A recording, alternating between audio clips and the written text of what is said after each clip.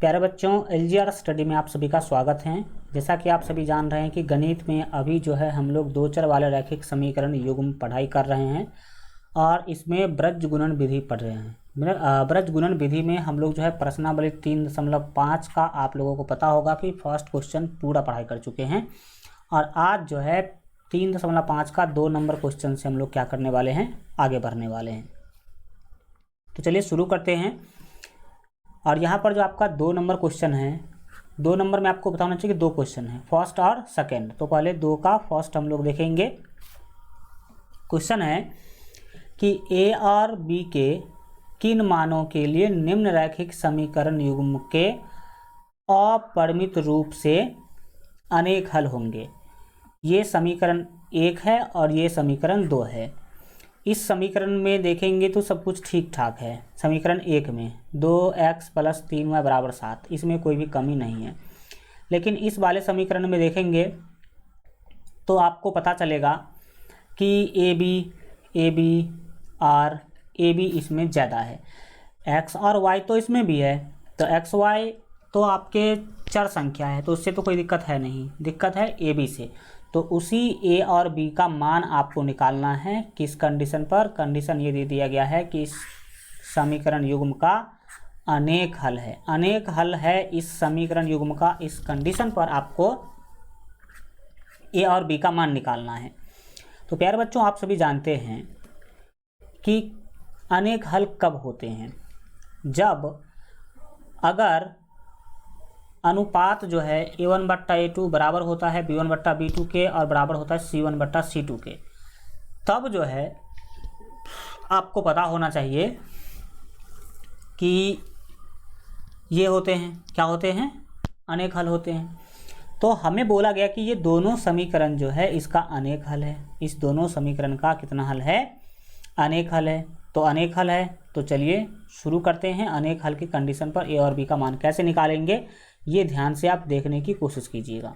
जब हल करने के लिए आइए तो सबसे पहले जो समीकरण दिया गया है उसको लिख लीजिए, क्योंकि यहाँ पर तो आपके सामने में क्वेश्चन लिखा हुआ है।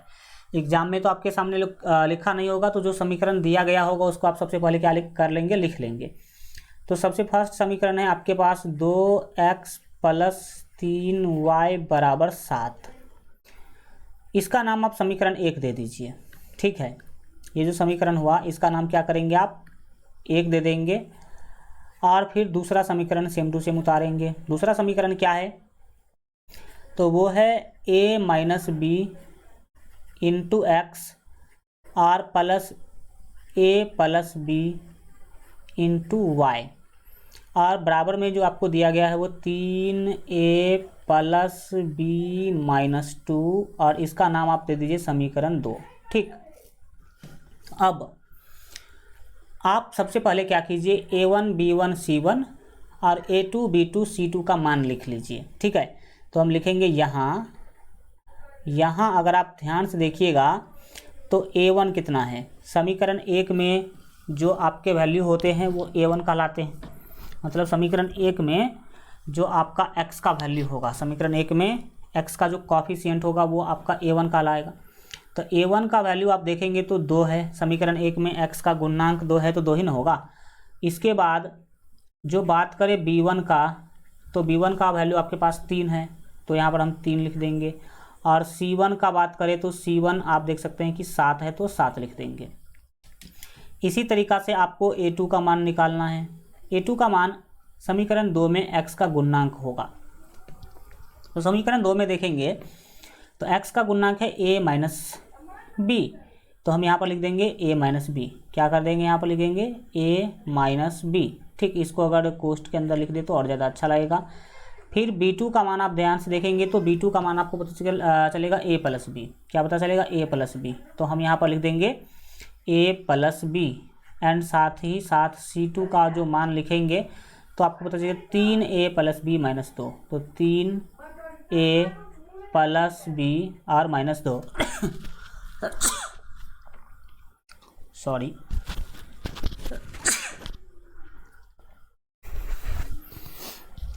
चलिए, ये करने के बाद आपको क्वेश्चन में बोला गया कि इस दोनों समीकरण का अनेक हल है। कितने हल है? अनेक हल है। तो आप सभी जानते हैं कि अनेक हल कब होते हैं। तो लिखेंगे दिए गए समीकरणों के अनेक हल होंगे। क्या लिखेंगे हम लोग? दिए गए समीकरणों के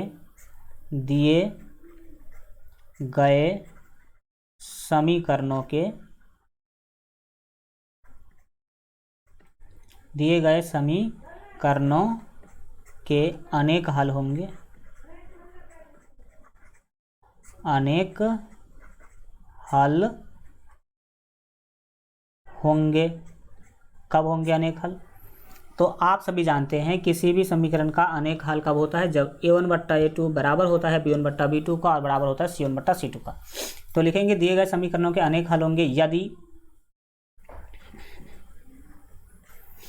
यदि a1/a2 बराबर होगा b1/b2, ठीक, और बराबर होगा c1/c2, तब जो है यदि इतना हो, यहाँ पर लिख देते हैं हो, ठीक है।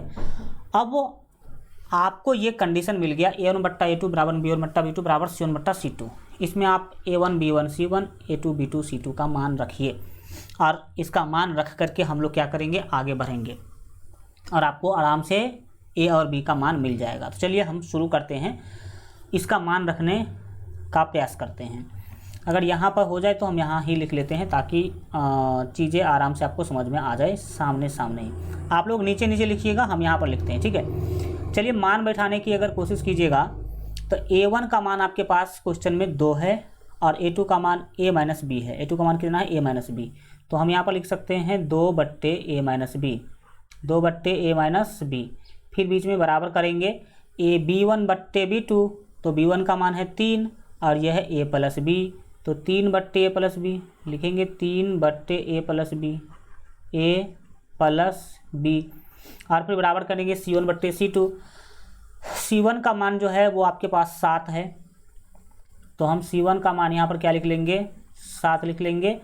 और c2 का जो मान है वो 3a + b - 2, तो यहाँ पर हम लिखेंगे 3a + b और -2, ठीक है। ये आपने मान रख लिया। मान रखने के बाद आपको क्या करना है, आप इसे बोलेंगे 1, ठीक है, समीकरण या फिर फर्स्ट टर्म, या फिर इसको बोलेंगे 2 और इसको बोलेंगे 3, ठीक है। अब ऐसा करने के बाद आप क्या करेंगे, सबसे पहला काम आपको करना है कि 1 को बराबर करना है 3 से। 1 को किसके बराबर करना है? 3 से। 1 बराबर 3 लेना है सबसे पहले आपको।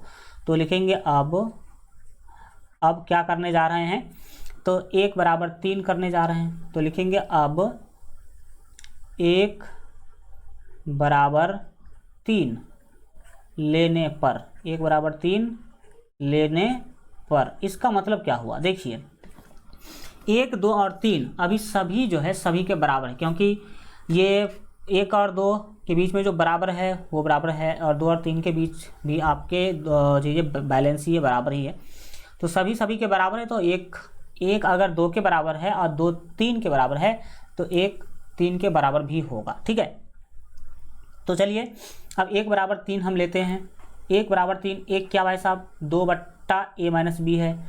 1 जो है वो है 2/a - b, ठीक। और फिर यहाँ पर जो 3 है वो आपको दिख ही रहा, 7/3a + b, 3a + b और -2। अब इसको आप सॉल्व कीजिए। सॉल्व करते हैं, चलिए। सॉल्व करने के वक्त हम क्या करेंगे, तो कोना कोनी गुना करेंगे। तो कोना कोनी गुना कीजिएगा तो सिंपल 2 से 3ab और 2 को गुना कीजिएगा। तो 3a को 2 से गुना कीजिएगा तो 3 दूना 6a हो जाएगा। कितना हो जाएगा? 6a हो जाएगा। तो हम यहाँ पर लिख देंगे 6a। फिर 2 से b को गुना कीजिएगा तो 2b होगा। कितना होगा? 2b। 2 से 2 को गुना कीजिएगा तो -4। कितना होगा? -4 होगा। फिर बराबर 7 से गुना कीजिएगा तो सब क्या होगा, एक कोना कोनी 7 से एक -b को कीजिएगा तो a को 7 से कीजिएगा तो 7a, -b को 7 से गुना कीजिएगा तो क्या होगा? 7b होगा। और अब आप इसे सॉल्व कर लीजिए। अब आप इसे सॉल्व कैसे करेंगे देखिएगा। सॉल्व करते वक्त आप क्या कीजिए, ए को बाएं रखने की कोशिश कीजिए, बाकी सब चीज़ दाहिने भेज दीजिए। तो इससे होगा क्या वो देखिएगा। ये जो ए टर्म है 6a जो आपको दिखाई दे रहा है उसको आप सेम टू सेम लिख लीजिए 6a, ठीक है। और इधर दाहिने से 7a को बाएं लाइएगा तो -7a होगा, -7a होगा। दाहिने में आपके 7a अगर पीछे कर लिया आपने तो -7b बचा, -7b बच गया। और अब आपको क्या करना है कि ये 2b जो है वो दाहिने भेज दीजिए तो -2b हो जाएगा, ठीक। और -4 जो है वो भी आप दाहिने भेज दीजिए तो -4 दाहिने भेजिएगा तो +4 हो जाएगा, -4 दाहिने भेजिएगा तो +4 हो जाएगा। तो हमने क्या किया, ए वाला टर्म बाएं रखा, बाकी सबको दाहिने भेज दिया। इससे क्या होगा यहाँ पर अब आप ध्यान लगाइएगा, ये 6a -7a होगा -1a, ठीक। ये 9 -7b -2b ये हो जाएंगे -9b, कितना होगा -9b होगा। अब प्लस में 4 है तो वो हम क्या करेंगे 4 ही लिखेंगे। अब आगे बढ़िए और ये जो माइनस दिखाई दे रहा है ना ये आप उसको कैंसिल करने की कोशिश कीजिए। देखिए ये -1 को तो ठीक है, अगर हम दाहिने माइनस कॉमन ले लेते हैं तो माइनस हमने कॉमन ले लिया तो माइनस कॉमन लेंगे तो ये 9b जो है ये 9b रहेगा, माइनस और ये प्लस ये हो जाएगा माइनस और ये प्लस क्या होगा -4 हो जाएगा, क्योंकि आपने माइनस कॉमन लिया तो जो माइनस था प्लस हो गया, प्लस वाला माइनस हो जाएगा। इससे होगा क्या वो देखिएगा इधर आप, ये माइनस से माइनस हो जाएगा कैंसिल, माइनस से माइनस कैंसिल होने के बाद जो भी चीज़ें आपको बचा उसको आप लिख दीजिए। यहाँ पर हो सकता है तो यहाँ पर हम लिख देते हैं, नहीं तो आप अगले स्टेप में लिखेंगे। देखिए यहाँ पर क्या बचा, a बराबर 9b -4 बचा, a बराबर यहाँ पर बच गया मेरे पास 9b -4, a बराबर 9b -4। इसका नाम हम समीकरण 1 और 2 उधर ले ही लिए हैं, यहाँ पर तो इसका नाम समीकरण 3 दे देते हैं। इसका नाम क्या दे देते हैं, समीकरण 3 दे देते हैं। इस समीकरण का ज़रूरत पड़ेगा हमें आगे, ठीक। चलिए अब आगे बढ़ते हैं और अगले चीज़ों को समझेंगे। यहाँ पर हमने 1 को 3 के बराबर किया तो हमें ये समीकरण मिला। अब हम करने वाले हैं 2 को 3 के बराबर, यानी कि 2 बराबर 3 लेंगे हम। अब तो लिखेंगे 2 बराबर 3 लेने पर, ठीक है। पुनः 2 बराबर 3 लेने पर, 2 बराबर 3 लेने पर, ठीक है, लेने पर। तो चलिए 2 बराबर 3 करके देखते हैं क्या होता है, नहीं होता है। 2 क्या है सब, 2 है 3/a + b, तो हम यहाँ पर लिख लेंगे 3/a + b, 3/a + b लिखेंगे। फिर बराबर करेंगे इसको 3 के, 7/3a + b - 2, ठीक है, 3a + b - 2। तो हम यहाँ पर लिख लेंगे 7/, हाँ 7/, क्या लिखेंगे 3a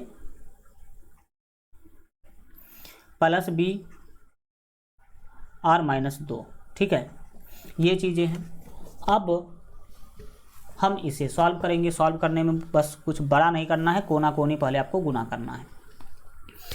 चलिए कोना कोनी गुना करते हैं। 3a को 3 से गुना कीजिएगा कोना कोनी, तो 3 × 3 = 9a हो जाएगा, 9a और +3b होगा, क्योंकि b को 3 से गुना कीजिएगा तो, और 3 दूना 6 होगा, जो कि -6 होगा। कितना होगा -6।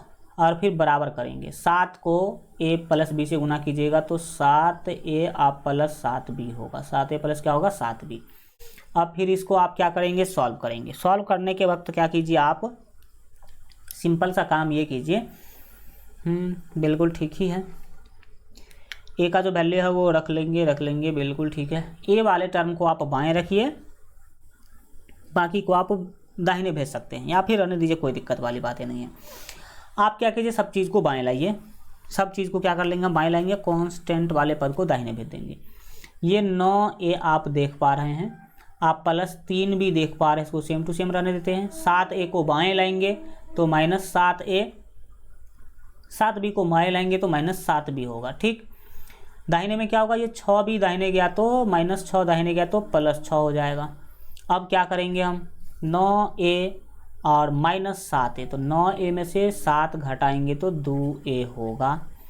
3b और ये -7b, कितने हो जाएंगे भाई? तो 3b और -7b जो है वो आप जब सॉल्व करेंगे तो 4 3 7, तो -7b होगा। कितना होगा? सॉरी, -7 नहीं होगा, -3 होगा, क्योंकि -7 आप +3, तो ये b वाला टर्म कितने हो जाएंगे भाई? तो +3b और -7b -4b होगा।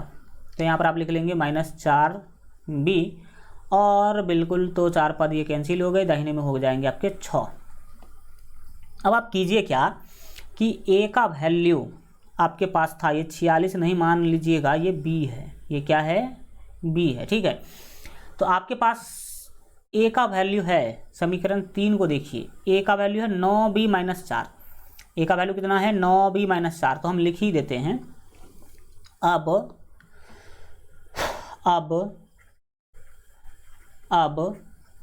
a बराबर 9b - 4 रखने पर, -4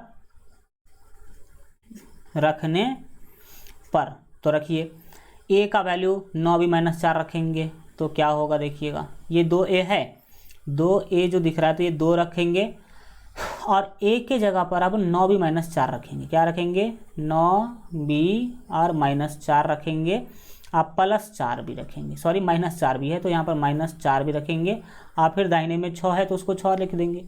अब क्या होगा देखिए, 2 को यहाँ से गुना कीजिएगा। अच्छा, गुना मत कीजिए, अच्छा कर सकते हैं, गुना यहाँ पर करना ही पड़ेगा क्योंकि यहाँ पर काटने उठने का कोई सिस्टम है नहीं आपके पास। तो क्या होगा? 9 दूना 18 भी हो जाएगा, ये हो जाएगा आपका 18 भी, 4 दूना हो जाएंगे आपके 8, 4 दूने कितने होंगे?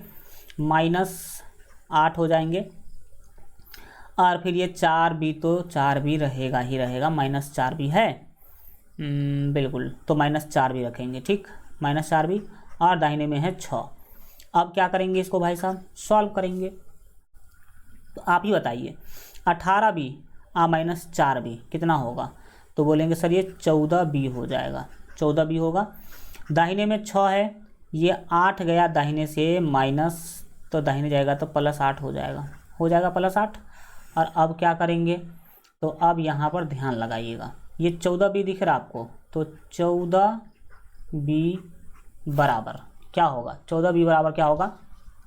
8 6 14, दाहिने में भी 14 ही होगा, दाहिने में भी क्या हो गया? 14। अब आपको b का वैल्यू मिल गया। 14 से इस 14 को भाग दीजिएगा तो 1 मिलेगा, 14 को 14 से भाग दीजिएगा तो कितना मिलेगा? आपको मिल जाएगा 1, यानी कि b का वैल्यू आपको मिल गया 1। तो यहाँ पर हम लिख देंगे, क्या लिखेंगे? b बराबर 1, यानी कि a और b का मान निकालना था, उसमें से एक मान आपको मिल गया। अब आपको क्या करना है? a का मान निकालना है। तो b का मान आप समीकरण 3 में रख दीजिए, a का मान मिल जाएगा। समीकरण 3 क्या है? a बराबर 9b - 4। तो लिखेंगे समीकरण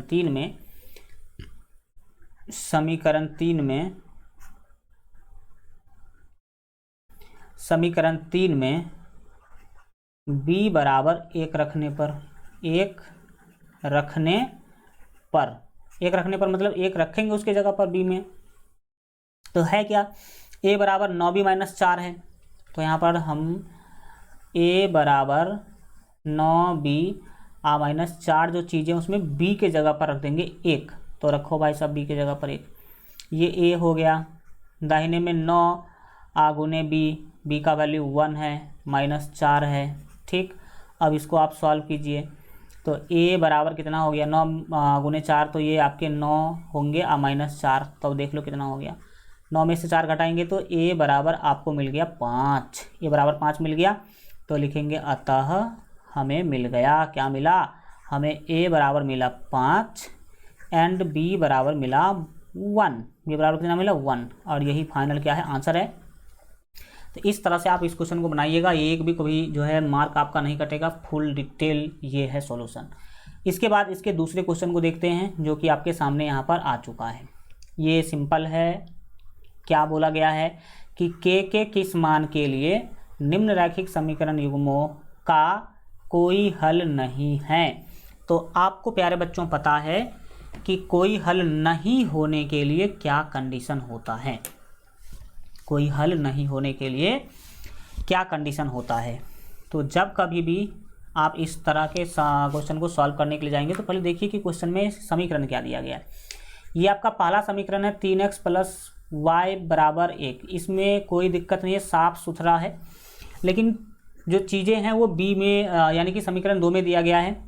इसमें x और y तो है, लेकिन k एक एक्स्ट्रा चीज़ आपको दिखाई दे रहा है और उसी k का मान निकालना है। k का मान क्या निकालना है, निकालना है। और इसमें कंडीशन क्या दिया गया है कि इस दोनों समीकरण का कोई हल नहीं है, कोई हल नहीं है। अब कोई हल नहीं है, इस कंडीशन पर आपको k का मान निकालना है इस दोनों समीकरण के।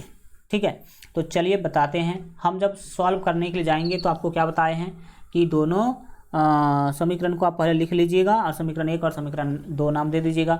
तो हम यहाँ से भाई यहाँ से ही हल कर देते हैं। आप चलो यहाँ से लिख देते हैं। हल करने के लिए जब हम लोग जाएंगे तो जो समीकरण दिया गया पहले उसे लिखेंगे। तो क्या समीकरण दिया गया है, एक समीकरण तो दिया गया है 3x प्लस वाई बराबर 1 और दूसरा समीकरण आपको दिया गया है 2k माइनस 1 इंटू एक्स और plus k minus 1 into Y और बराबर 2k प्लस 1। इस समीकरण का नाम दे दीजिए समीकरण 1 और इसका नाम दे दीजिए समीकरण 2। इसका नाम क्या दे देंगे, समीकरण 2 दे देंगे। ठीक, और इसमें से अब सबसे पहले a1 b1 c1 a2 b2 c2 का मान लिखिए। ठीक है, तो अगर यहाँ पर a1 का मान अगर लिखने के लिए आप जाएंगे तो आपको पता चलेगा कि 3 है। समीकरण 1 में x का कॉफिशिएंट ही कहलाता है a1, तो ये 3 हो जाएगा। फिर b1 का मान जब आप लिखने के लिए जाएंगे तो b1 का मान y का कॉफिशिएंट 1 है तो 1 लिख देंगे और c1 का जो मान है वो आपके पास 1 है तो हम यहाँ पर लिखेंगे 1। इसी तरीक़ा से a2 का मान लिखिए, तो a2 का मान कितना है, 2k माइनस 1 है तो 2k माइनस 1 लिख लीजिए। b2 का मान लिखिए, तो b2 का मान जब लिखने जाएंगे तो k माइनस 1 दे रखा है तो हम यहाँ पर लिख देंगे k माइनस 1। एंड इसी तरीक़ा से हम c2 का मान भी लिखेंगे। तो c2 का जो मान है वो आप देख सकते हैं कि 2k प्लस 1 है, 2k प्लस 1 तो यहाँ पर लिख देंगे 2k प्लस 1। ये वैल्यू हम लिख लेते हैं ताकि हमें शुद्ध चीज़ें दिखाई दे। अब क्वेश्चन में बोल रखा है कि दिए गए समीकरण का कोई हल नहीं होगा, तो कोई हल नहीं होगा इसके लिए क्या कंडीशन होता है, इसके लिए कंडीशन होता है कि a1 बट्टा a2 बराबर होगा b1 बट्टा b2 के और b1 बट्टा b2 बराबर नहीं होगा c1 बट्टा c2 के। तो आइए देखते हैं कि क्या करना है। तो हमें लिखना होगा, एक लाइन लिखेंगे कि दिए गए समीकरणों का कोई हल नहीं होगा। लिखेंगे दिए गए समीकरणों का, ये सब लिखिएगा तो इससे आपका कॉपी जो है ना सुंदर बनता है। दिए गए समीकरण युग्म का कोई हल नहीं होगा। ठीक है, युग्म का कोई हल नहीं होगा, कोई हल नहीं होगा। कब कोई हल नहीं होता है, यदि a1 बट्टा a2 ठीक है बराबर होगा b1 बट्टा b2, लेकिन b1 बट्टा b2 बराबर नहीं होगा c1 बट्टा c2। ठीक है, तो चलिए यह दिए गए समीकरण का कोई हल नहीं होगा यदि इतना हो। ठीक है, तो अब आपको a1 b1 c1 a2 b2 c2 का वैल्यू रखना है। तो आ जाइए यहाँ पर ही हम वैल्यू क्या कर देते हैं, रख देते हैं। समझने वाले जो बात है वो क्या करना है, बस a1 बट्टा a2 b1 बट्टा b2 का वैल्यू रखना है। रखिए a1 का वैल्यू आप देख पा रहे हैं कि आपको दिया गया है 3 और a2 का वैल्यू 2k माइनस 3, तो लिख लेते हैं।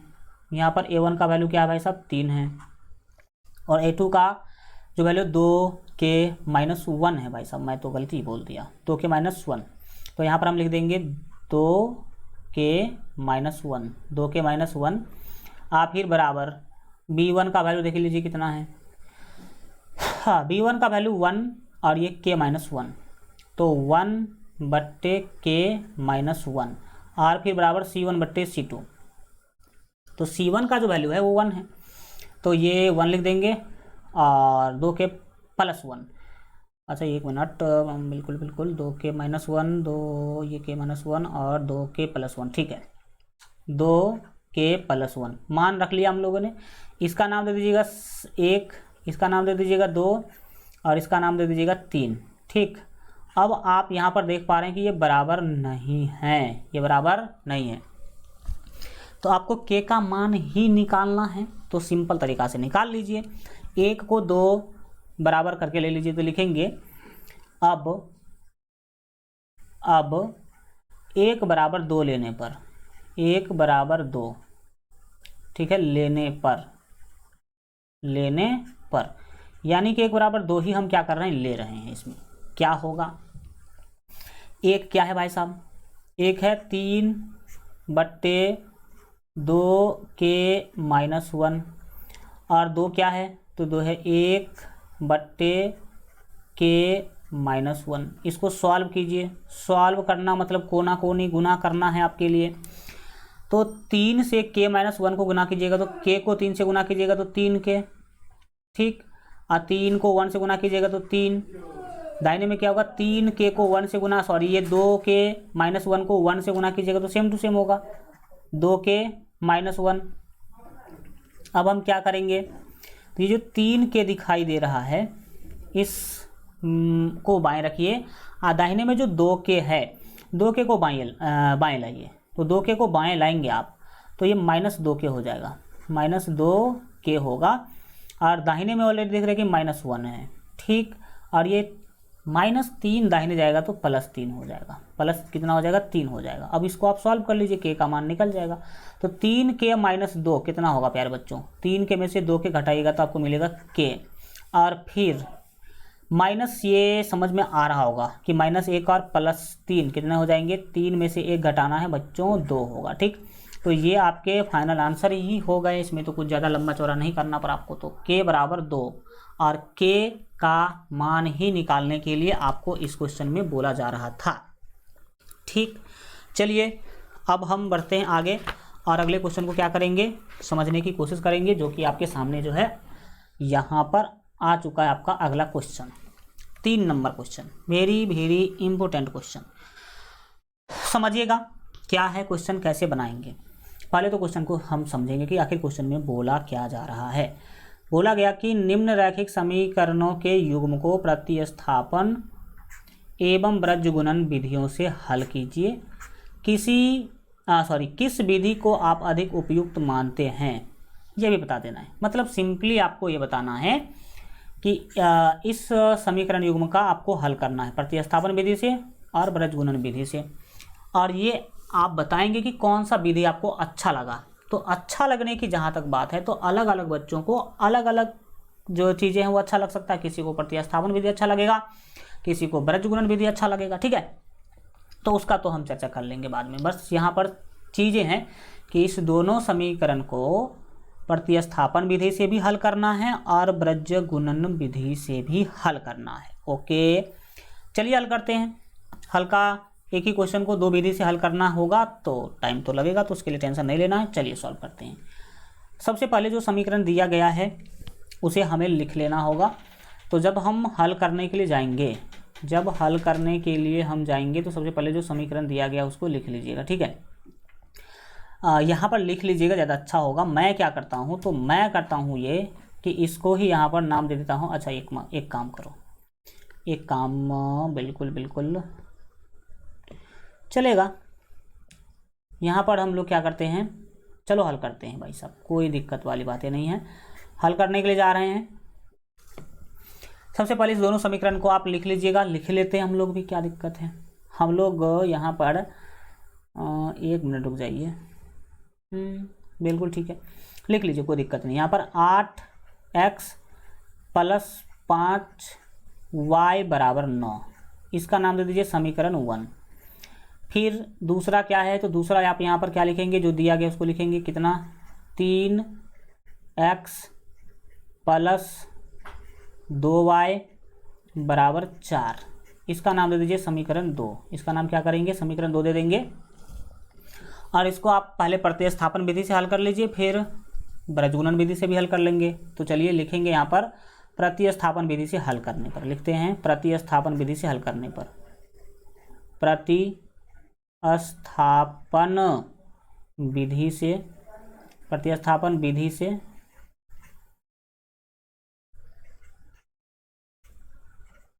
हल करने पर, प्रतिस्थापन विधि से हल करने पर, यहां पर ही लिख देंगे, कोई दिक्कत नहीं है। प्रतिस्थापन विधि से हल करने पर, तो कीजिए, क्या है नहीं है समझने की कोशिश कीजिएगा। हम जा रहे हैं प्रतिस्थापन विधि से हल करने। तो प्रतिस्थापन विधि में सबसे पहले समीकरण 1 से चलते हैं, तो लिखेंगे समीकरण 1 से, क्या लिखेंगे, समीकरण 1 से।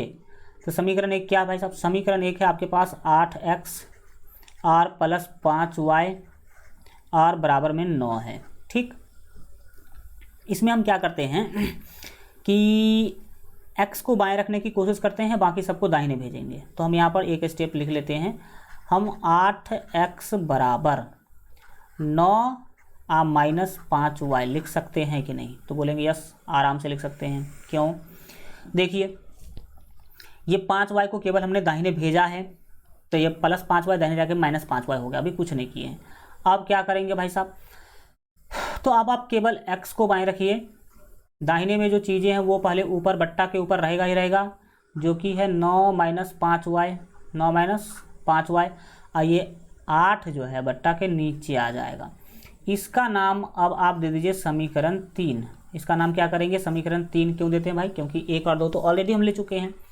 अब क्या करना है, समीकरण 2 में समीकरण 3 का मान रखना है, वही करते हैं हम लोग, समीकरण 2 में समीकरण 3 का मान रखते हैं। तो अब लिखेंगे समीकरण 2 में, लिखेंगे ये लिखते हैं डायरेक्ट हम लोग, समीकरण 2 में, समीकरण 2 में x बराबर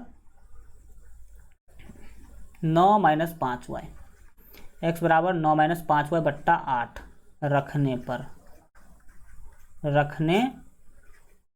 पर, तो चलिए रखते हैं भाई, x के जगह पर आपको 9 माइनस 5y बट्टा 8 रखना है, कहाँ, तो समीकरण 2 में। तो चलिए रखते हैं समीकरण 2, पहले क्या वो लिख लेते हैं, समीकरण 2 है 3x प्लस 2y बराबर 4, 3x प्लस 2y और बराबर 4, ये है आपके समीकरण। 3x प्लस 2y बराबर 4 क्या है, आपके ये समीकरण है। अब इसमें x के जगह पे ये वाला वैल्यू रखना है, तो रख दो भाई सब, क्या दिक्कत है। ये 3 जो है 3 होगा, x के जगह पर आपको रखना है 9 माइनस 5y और बट्टे में रख देना आपको 8, 9 माइनस 5y बट्टे क्या करना, 8 रखना है, और प्लस लिखना आपको 2y, ठीक है, और बराबर में लिखना है 4, बराबर में क्या लिखना है, 4 लिखना है। अब इसको सॉल्व कीजिए, 8 से 3 तो कटेगा नहीं, तो आप क्या करेंगे, 3 से ऊपर गुना कर लेंगे 9 और माइनस 5y को, तो गुना कीजिए, गुना करना तो पड़ेगा ही, 9 तिया हो जाएंगे 27 और माइनस 5 तिया 15y, कितना होगा, 15y होगा, और बट्टे में जो 8 है वो सेम टू सेम अभी 8 ही रहेगा। फिर ये प्लस जो है प्लस लिख लीजिए, और 2y जो है इसको बट्टा में 1 कर दीजिए, बट्टा में क्या कर देंगे, 1 कर देंगे, दाहिने आपको 4 दिख रहा है नहीं, तो 4 बट्टे 1 कर देते हैं, 4 बट्टे कर देते हैं 1। अब आप इसका बट्टा का करेंगे जोड़, तो जोड़ करो भाई सब, क्या दिक्कत है। 8 और 1 का एलसीएम कितना होगा, 8 और 1 का एलसीएम होगा 8, 8 से 8 को भाग दीजिएगा तो 1 मिलेगा, और 1 से जब 27 माइनस 15y को गुना कीजिएगा तो ये सेम होगा 27 माइनस 15y, ठीक, प्लस है तो प्लस लिख लेंगे, 1 से 8 को भाग दीजिएगा तो 8, 8 को 2y से गुना कीजिएगा तो ये हो जाएगा 16y, ठीक, और दाहिने में है 4 बट्टे 1, 4 बट्टे 1 है। देन अब आपको क्या करना है, कोना कोनी गुना करने से पहले तो एक काम यहाँ पर सॉल्व करना होगा, 15 और 16, ठीक है। तो चलिए हम बढ़ते हैं आगे, और अगले स्टेप में देखिएगा 27 तो 27 रहेगा, और 16y घटाएंगे, ये 15y घटाएंगे 16y में से, तो 16 में से 15 गया तो 1 बचेगा। तो आइए हम देखते हैं क्या होगा। यहाँ पर होगा यूँ कि ऊपर में जो 27 था वो तो 27 रहेगा ही रहेगा, कितना 27 रहेगा, आप प्लस y, प्लस कितना y, बट्टे में भाई साहब 8 था तो वो 8 ही रहेगा। 16 में से 15 घटाएंगे तो 1 बट्टे, बिल्कुल ठीक है भाई। 8 और दाहिने में 1/4 तो 1/4 लिख लेंगे। तो यहाँ पर लिखना होगा 8, 8 दाहिने में 4/1, 4/1। अब कीजिए कोना कोनी गुना। कोना कोनी गुना करने के टाइम पर क्या होगा ध्यान दीजिएगा। 27 प्लस वाई को 1 से गुना कीजिएगा तो सेम टू सेम होगा 27 प्लस वाई। और फिर 8 चौके हो जाएंगे आपके 32, 8 चौके कितने हो गए 32 हो गए। और फिर क्या होगा, तो फिर वही आप y का मान निकालना चाहते हैं तो y को रखिए बाएं, दाहिने में 32 है, ये 27 दाहिने जाएगा तो -27, ठीक। और क्या होगा, तो ये y बराबर 32 में से 27 घटेगा तो 27 5 32, तो ये y का वैल्यू मिल गया 5। अब इस y के मान को समीकरण 3 में रख दीजिए। तो लिखेंगे समीकरण 3 में, क्या लिखेंगे, समीकरण 3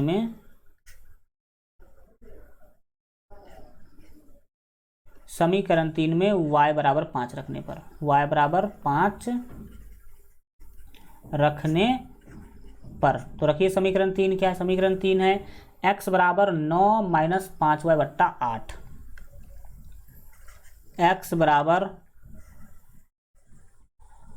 9 माइनस 5y और बट्टा में 8। तो x बराबर 9 माइनस 5y बट्टा 8 जो चीज़ें हैं उसमें अब आप क्या करेंगे, वैल्यू रखेंगे। रखो भाई साहब, क्या दिक्कत है। तो x बराबर क्या हो गया, ये 9 तो 9 ही रहेगा और 5y, 5 गुने y का वैल्यू कितना भाई साहब, y का वैल्यू 5 है तो यहाँ पर हमें लिखना होगा 5 और बट्टे में करना होगा 8। अब आ जाते हैं यहाँ, क्या होगा समझिएगा। ये x बराबर क्या मिला आपको, तो x बराबर मिला आपको, ये 9 दिख रहा है तो 9, फिर माइनस 5 25 कितना 25, तो यहाँ पर लिखेंगे 25 और बट्टे में 8, बट्टे में 8, ठीक है। अब इसको सॉल्व कीजिए, सॉल्व करेंगे तो क्या मिलेगा भाई साहब आपको, x बराबर 9 माइनस 25 कितना होगा, 9 माइनस 25 जो है 16, 9 25 होते हैं। अच्छा 16 9 25 होते तो -16, -16 और बट्टे में होगा 8। अब आप क्या कर सकते हैं, यहाँ पर 8 दूना 16 कर सकते हैं, 8 दूना 16 किया आपने। अब क्या होगा, तो यहाँ पर x बराबर हो गया -2, x बराबर कितना होगा -2 होगा। तो भाई x और y दोनों का वैल्यू मिल गया, तो यहाँ पर लिखेंगे अतः मुझे x बराबर मिला -2 और y बराबर मिल गया भाई साहब 5, y बराबर 5 मिला। ये तो ठीक है, आंसर है प्रतिस्थापन विधि से। अब हमें विलोपन विधि से भी, सॉरी ब्रज गुणन विधि से भी हमें सॉल्व करना होगा, क्योंकि क्वेश्चन में बोल रखा है कि ब्रज गुणन विधि से भी इसको सॉल्व करें। तो चलिए अब ब्रज गुणन विधि से सॉल्व करने की शुरुआत करते हैं। तो सबसे पहले तो हम लिखेंगे अब ब्रज गुणन विधि से हल, ठीक है। चलिए लिखेंगे अब ब्रज गुणन विधि से हल। अब क्या करेंगे, तो हम लोग ब्रज गुणन विधि से क्या करेंगे, हल करेंगे। अब वज्र गुणन विधि से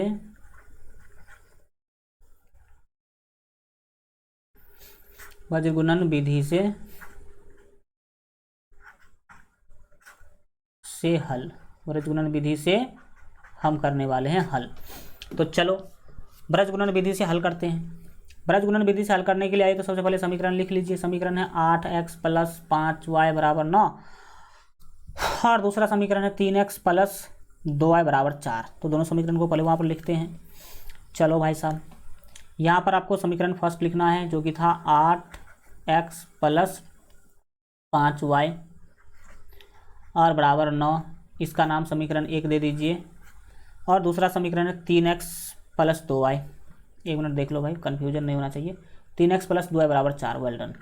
तो एक मिनट भाई, हम यहाँ पर लिखेंगे 3x और प्लस 2y बराबर कितना 4, इसका नाम दीजिए समीकरण 2, इसका नाम क्या दे देंगे, समीकरण 2 दे देंगे।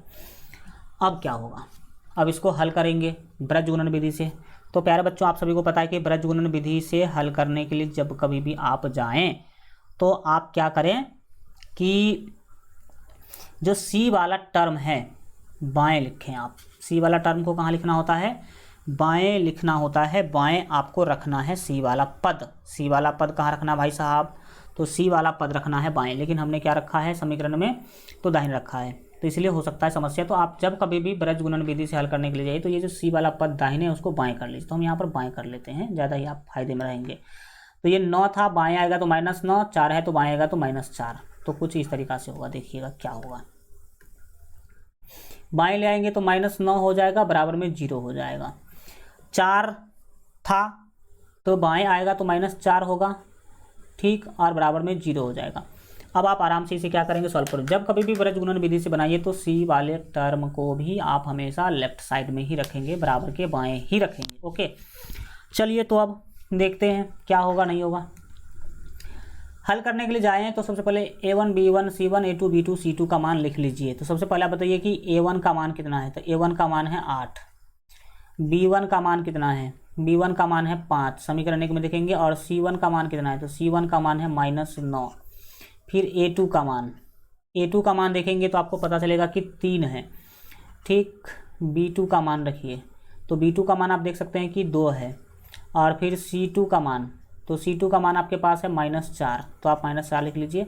और ब्रज गुणन विधि से सॉल्व करना है तो ब्रज गुणन विधि का सूत्र लिखना पड़ेगा। क्या लिखना पड़ेगा? तो ब्रज गुणन विधि का आपको लिखना होगा यहाँ पर सूत्र। तो चलिए ब्रज गुणन विधि का यहाँ पर हम लोग क्या करते हैं, सूत्र लिखते हैं। तो ब्रज गुणन विधि में पहले आप क्या करते हैं, x लिखते हैं, और x के नीचे जो भी उसके टर्म होते हैं वो उसको क्या करते हैं, लिखते हैं। तो देखिए x वाला में क्या करते हैं, इसको ढक देते हैं। इसको हम लोग क्या करते हैं, x वाला पद को ढक देते हैं। और b1 c2 होता है, b1 c2 होता है, तो b1 c2 लिखेंगे। यहाँ पर क्या लिखेंगे, b1 c2 और -b2 c1, b2 c1 कोना कोनी, तो b2 c1 होगा। यहाँ पर लिखेंगे b2 c1, फिर बराबर का साइन देंगे और फिर यहाँ पर y लिखेंगे। y के नीचे आप जब भी कुछ लिखने जाएंगे तो y वाला टर्म को ढक देंगे। और y वाला टर्म ढकने के बाद आप क्या करेंगे, कोना कोनी गुना करेंगे, नीचे से ऊपर जाने की कोशिश करेंगे, c1 a2 लिखेंगे। क्या लिखेंगे, c1 a2 और माइनस करना होगा c2 a1। तो c2 क्या है भाई साहब, हाँ c2 a1 अभी लिख लेते हैं, c2 a1, ठीक। फिर बराबर लिखेंगे और 1 यानी कि कांस्टेंट टर्म वाले के लिए लिखेंगे 1, मतलब ये वाला ढक जाएगा और होगा फिर वही a1 b2। क्या होगा, a1 b2 होगा। तो यहाँ पर आपको a1 b2 लिखना है और फिर माइनस a2 b1 करना है। तो यहाँ पर लिखेंगे a2 b1। अब आप इसमें क्या कीजिए, वैल्यू बैठाइए। तो चलो भाई साहब वैल्यू बैठाने की करते हैं शुरुआत। यहाँ पर आपको सिंपली क्या करना है, x लिखना है। तो यहाँ पर x लिखेंगे, b1 c2, b1 का मान देख रहे हैं 5 है, c2 का मान देख रहे हैं -4 है। तो यहाँ पर 5 गुने -4 करना होगा, 5 गुने -4 करना होगा, ठीक। बीच में माइनस है तो माइनस। b2 c1, b2 का वैल्यू है 2, c1 का वैल्यू -9, तो 2 गुने -9 करना होगा, 2 गुने -9 करना होगा। फिर बीच में बराबर है तो बराबर होगा। और फिर y, ऊपर तो आपको y ही लिखना है, तो हम यहाँ पर लिख लेंगे y। और फिर क्या करना होगा, ये c1 a2, तो c1 का वैल्यू है आपके पास -9 और a2 का 3, तो -9 गुने 3 करना है, ठीक। फिर बीच में माइनस है। और c2 a1, c2 का वैल्यू -4, तो यहाँ पर लिखेंगे -4 गुने करना आपको c2 a1 का वैल्यू 8, तो यहाँ पर 8 लिख देंगे। फिर आप आगे बढ़ेंगे और क्या करेंगे, ऊपर तो 1 ही लिखना है आपको। a1 b2, a1 क्या भाई सब देख लो, a1 का वैल्यू है आपके पास 8, b2 का वैल्यू है 2, तो 8 गुने 2 करना होगा। क्या करना होगा, 8 गुने 2 करना होगा, माइनस a2 b1। a2 का मान आपके पास है 3, b1 का मान है 5, यानी कि 3 गुने 5 करना होगा, 3 गुने 5 करना है। अब आप इसको सॉल्व कर लीजिए, आंसर मिल जाएगा। तो देखो भाई साहब, ऊपर तो आपके x होंगे, तो आप ऊपर x लिख लीजिए। 4 को -5 से 5 को -4 से गुना कीजिएगा तो ये -20, 5 के 20, माइनस माइनस यहाँ पर हो जाएगा प्लस, 9 दूना 18। फिर दाहिने बढ़िए, दाहिने बढ़ेंगे तो क्या होगा, दाहिने बढ़ेंगे तो ये आपके y जो है ऊपर y रहेगा, -9 और 3 को गुना कीजिएगा तो 9 तिया 27, 9 तिया 27 होंगे। और माइनस माइनस ये हो जाएंगे +4 अट्ठे 32, 4 अट्ठे कितना होगा 32 होगा। फिर बराबर का साइन दीजिए, ऊपर में 1 है तो आप 1 लिख लीजिए। नीचे में देखिए 8 दूना 16 और -3 पंचे 15। ठीक, अब एक स्टेप और आप आगे बढ़ेंगे तो ये x बट्टा हो जाएगा -2, क्योंकि आप 20 देख पा रहे हैं ना, माइनस में और 18 है प्लस में, तो x बट्टा -2 होगा। 8 और 1 मिनट हल्का एक पेज लेना होगा, एक पेज लेना है तो हम एक पेज ले लेते हैं, वेट कीजिए आप 1 मिनट।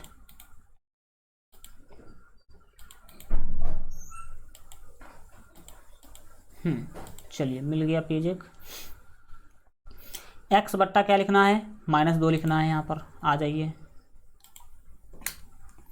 तो यहाँ पर हम क्या करेंगे, ये जो चीज़ें आप देख पा रहे हैं x बट्टा -2 वही लिखना होगा, तो लिखेंगे x बट्टा -2। x बट्टा क्या लिखेंगे -2 लिखेंगे, फिर बराबर होगा और फिर क्या होगा तो y बट्टे 32 में से 27 घटाएंगे तो मिलेगा 5, तो y बट्टा 5 में लिखना होगा, y बट्टा 5। तो यहाँ पर लिख देंगे y बट्टे 5। ठीक, अरे भैया 5 है समझ लेना आप। ठीक, फिर दाहिने में 1 बट्टे क्या लिखना होगा, तो आप देख लीजिए 16 में से 15 घटाएंगे तो 1 बट्टे 1 ही होगा ना, 1 बट्टे 1 होगा। इसको बोल दीजिए 1, इसको बोल दीजिए 2 और इसको बोल दीजिए 3। और अब क्या कीजिए आप 1 बराबर 3 फले कीजिए। ठीक है, तो लिखेंगे 1 बराबर 3 लेने पर, 1 बराबर 3 लेने पर, तो लो भाई साहब 1 को 3 के बराबर करो। 1 है x बट्टा -2 और ये 3 है 1 बट्टा 1। कोना कोनी गुना कीजिए, x को 1 से गुना करेंगे तो x, -2 को 1 से गुना करेंगे तो -2, x का वैल्यू -2 मिल गया।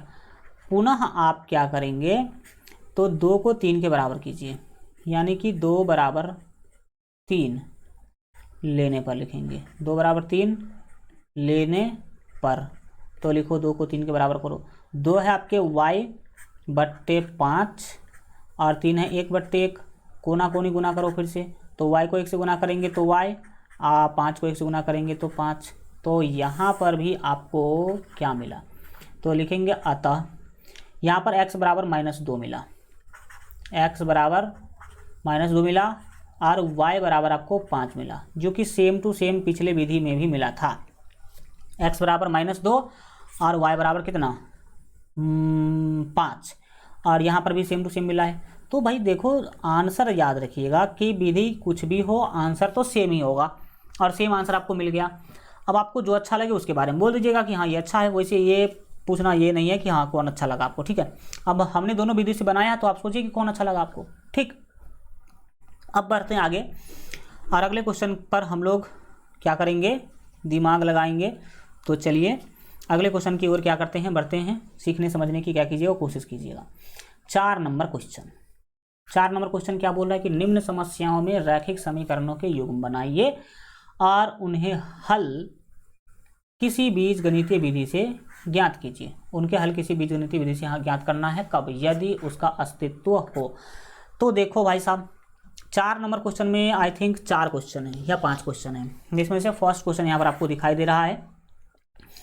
इसमें बोला क्या गया है, इसमें देखिए डायरेक्ट समीकरण नहीं दिया गया है, कुछ समस्याएं दिया गया है, यानी कि कथन दिया गया है। और इस कथन के हेल्प से आपको क्या करना है, पहले समीकरण बनाना है, वो बोल ही दिया है कि समीकरणों के युग्म बनाइए, मतलब समीकरण बनाना है और फिर उसका हल ज्ञात करना है बीजगणितीय विधि से, ना कि ग्राफ विधि से।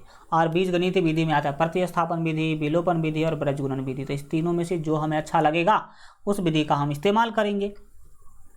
तो आइए शुरू करते हैं और चीज़ें देखते हैं कि क्या पूछा जा रहा है और हमें इसमें क्या करना चाहिए।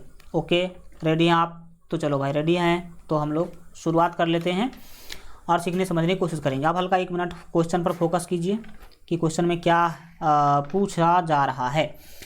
देखिए क्या है क्वेश्चन। क्वेश्चन है कि एक छात्रावास के मासिक व्यय का एक भाग नियत है। छात्रावास मतलब हॉस्टल, छात्रावास मतलब हॉस्टल। अब अगर आप हॉस्टल में रहते हैं, हॉस्टल में अगर आपका ये कमरा है, हॉस्टल के अंदर आप रहते हैं, तो आपको हॉस्टल का तो फी देना ही पड़ेगा। तो यहाँ पर 2 प्रकार का फी है। कितने प्रकार का फी है? 2 प्रकार का फी है। और वो दोनों प्रकार का फी क्या है, कैसे चुकाना है, बस उसी से रिलेटेड क्वेश्चन है। इसमें क्या है, बोला गया कि छात्रावास के मासिक व्यय, व्यय मतलब खर्च, व्यय मतलब खर्च, मासिक खर्च का 1 भाग नियत है तथा शेष भाग इस बात पर निर्भर करता है कि छात्र ने कितने दिन भोजन लिया है। मतलब रहने का अलग चार्ज और भोजन का अलग चार्ज, रहने का अलग चार्ज और भोजन का अलग चार्ज। अगर केवल रहिएगा तो रहने वाला जो चीज़ है उसको नियत बोला गया है, और भोजन लीजिएगा जितना दिन उतना दिन का भोजन का पैसा देना पड़ेगा। अब एक विद्यार्थी ए है जो 20 दिन भोजन करता है और 1000 छात्रावास के व्यय के रूप में अदा करता है। 20 दिन भोजन किया और 1000 रुपया दिया। जबकि दूसरा विद्यार्थी बी है जो 26 दिन भोजन करता है और 1180 रुपया अदा करने पड़ते हैं उनको। ये आपको क्या करना है, नियत व्यय और प्रतिदिन के भोजन का मूल्य ज्ञात करना है। इस क्वेश्चन में कहीं भी ये नहीं बोला गया कि नियत व्यय कितना है, यानी कि नियत किराया कितना है। नियत व्यय मतलब 1 महीने का जो रूम रेंट है ना, रहने का किराया, वही है नियत व्यय। अब बच्चे जितने दिन भोजन खाएंगे उतना दिन का पैसा लगेगा। अगर 30 दिन में से अगर भोजन 10 ही दिन किए तो 10 दिन का पैसा लगेगा, 20 दिन किए तो 20 दिन का पैसा लगेगा। कुछ इस तरह का सिस्टम इसमें बताया गया है, ठीक है। तो यहाँ पर कहीं भी नहीं बताया गया कि 1 महीने का रूम रेंट कितना है और 1 दिन के भोजन का दाम कितना है, और वही चीज़ आपको निकालना है। क्या निकालना है? नियत व्यय निकालना है। और नियत व्यय है क्या? 1 महीने के रूम रेंट हैं। और प्रतिदिन के भोजन का मूल्य, यानी कि प्रतिदिन मतलब होता है 1 दिन, 1 दिन के भोजन का मूल्य कितना है वो भी आपको निकालना है, कुछ नहीं है। इस क्वेश्चन में जो निकालने के लिए बोला गया हो उसे ही क्या करेंगे, आप मानेंगे। हमने आपको बता रखा है कि स्टेटमेंट वाला जो भी क्वेश्चन होगा उसमें जो निकालने के लिए बोलेगा उसे ही आप क्या करेंगे, मानेंगे। तो जब हम हल करने के लिए जाएंगे तो जो निकालने के लिए बोला गया वही क्या करेंगे, मानेंगे। तो लिखेंगे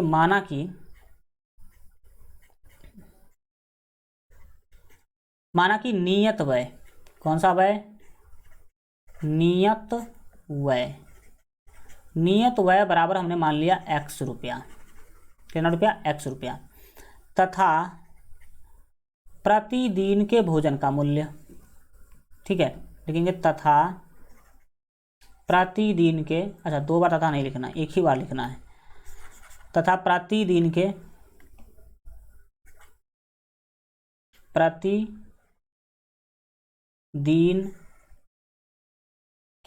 भोजन, प्रतिदिन के भोजन का व्यय, ठीक, यानी कि खर्चा मान लेते हैं y रुपया। कितना रुपया, y रुपया। तो 1 दिन के भोजन का दाम हमने बोल दिया भाई साहब y रुपया, ठीक। अब क्या होगा, तो अब लिखेंगे प्रश्न से। ये तो अपने आप मन से हमने मान लिया। अब लिखेंगे प्रश्न से। प्रश्न में 2 विद्यार्थियों का बात चल रहा है, तो यहाँ पर लिखेंगे सबसे पहले तो लिख लो प्रश्न से। क्या लिखेंगे, प्रश्न से। प्रश्न में देखेंगे ध्यान से तो आपको पता चलेगा कि एक विद्यार्थी ए है जो 20 दिन भोजन करता है और उसको 1000 रुपया देना पड़ता है।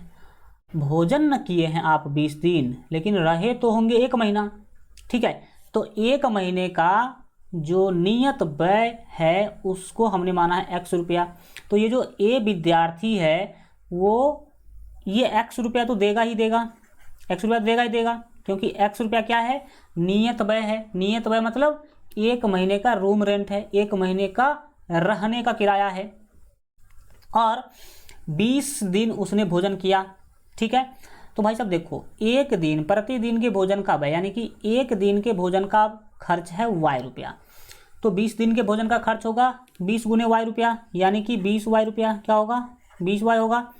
और ये दोनों मिला करके उसने कितना रुपया दिया, तो 1000 रुपया दिया। मतलब दोनों को जोड़ करके होगा 1000। कितना होगा, 1000 होगा। इसका नाम दे दीजिए समीकरण 1। फिर दूसरा विद्यार्थी बी है जो 26 दिन भोजन किया, ठीक है। अब सर 4 दिन कहाँ भोजन करता होगा, तो कहीं बाहर जाके भोजन कर लेता होगा 4 दिन, आप समझ सकते बात हो। 26 दिन भोजन किया तो उसने दिया 1180 रुपया। अब सोचो ये 26 दिन भोजन किया, लेकिन x रुपया तो इसको भी देना है, क्योंकि 1 महीने का रहने का चार्ज है नियत व्यय, तो वो तो देना ही देना है। आप प्लस 1 दिन के भोजन का दाम है y रुपया। इसने भोजन करा भाई साहब 26 दिन, तो 26 को y से गुना करेंगे तो ये हो जाएंगे 26y, और इसको टोटल दोनों को जोड़ करके देना पड़ा आपको 1180 रुपया। 1180 रुपया देना पड़ा। इसका नाम दे देंगे समीकरण 2। ठीक, अब आप इसे किसी भी विधि से सॉल्व कर लीजिए। सबसे अच्छा विधि होगा इस क्वेश्चन को सॉल्व करने का विलोपन विधि। कौन सा विधि? विलोपन विधि।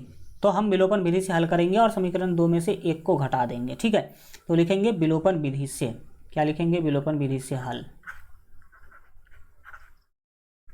विलोपन विधि से हल। तो विलोपन विधि से हल तो करने के लिए जाएंगे। चलिए देखते हैं विलोपन विधि से हल करने में क्या होगा।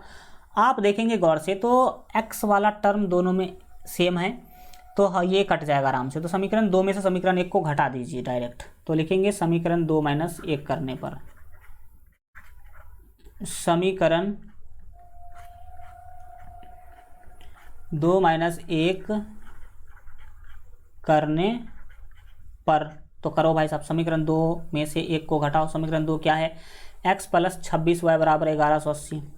तो यहाँ पर हम लिखेंगे x प्लस 26y बराबर 1180, और इसमें से घटाएंगे x प्लस 20y बराबर 1000। तो यहाँ पर लिखेंगे x प्लस 20y, यहाँ पर होगा 20, ठीक, y बराबर 1000।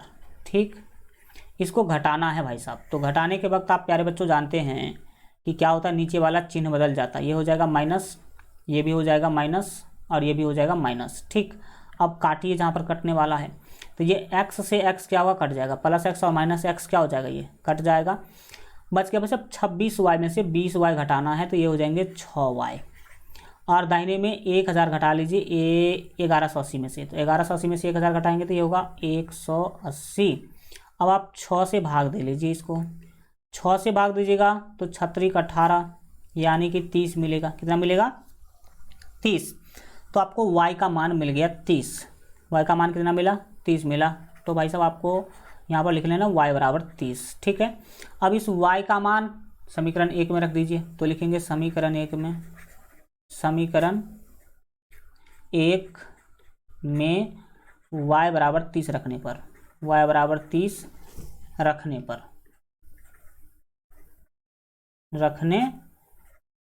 पर, तो रखिए। समीकरण 1 क्या है? समीकरण 1 आपके पास है x प्लस 20y बराबर 100। तो आपको क्या करना है?